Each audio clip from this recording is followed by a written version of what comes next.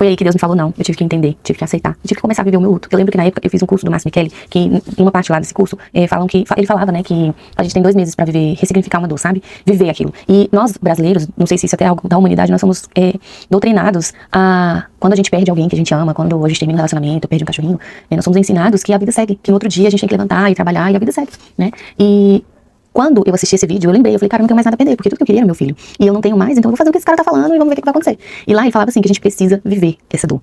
A gente precisa colocar pra fora. Quando a gente tiver vontade de chorar, a gente tem que chorar. Quando a gente quiser falar com alguém, a gente tem que falar. Porque se a gente não faz isso, se a gente quer viver, vida que segue, a gente vai engolindo aquela dor e ela vai vivendo dentro de nós. Então, a gente nunca consegue se curar 100%, né? O luto, a gente nunca vai esquecer, mas a gente vai aprender a viver. Então, foi muito difícil pra mim, mas assim, foi a melhor coisa que eu fiz. Eu comecei a botar pra fora. Então, eu escolhi viver o meu luto. Quando eu sentia vontade de chorar, eu chorava. Quando eu lembrava, eu lembrava. Então, assim, tudo que eu pude fazer, eu fui fazendo. Então, essa foi a minha forma, a forma como eu escolhi de viver o meu luto. E meu marido teve a forma dele, eu tive a minha. Cada pessoa tem a sua forma e tá tudo bem. Mas a minha forma foi essa. Então, assim, foram passando o tempo, eu fui conseguindo falar sobre o que tinha acontecido e isso fez parte da minha cura. Eu lembro que depois também eu recebi a visita dos meus pastores e o Senhor tinha uma mensagem linda pra nós, né?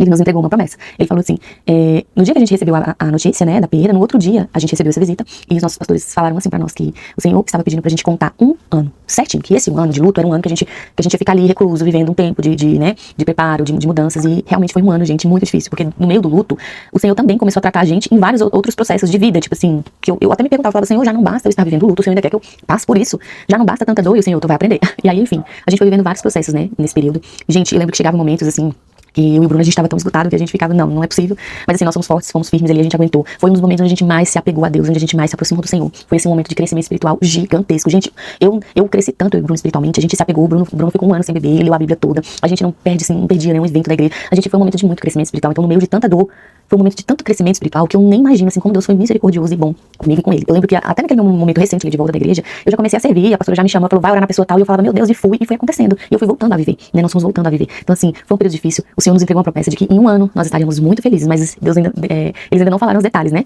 E, gente, eu vou contar pra vocês. Em um ano, vocês não vão acreditar. Em um ano, cravado, eu tava grávida do Bruninho. Então, assim, é algo...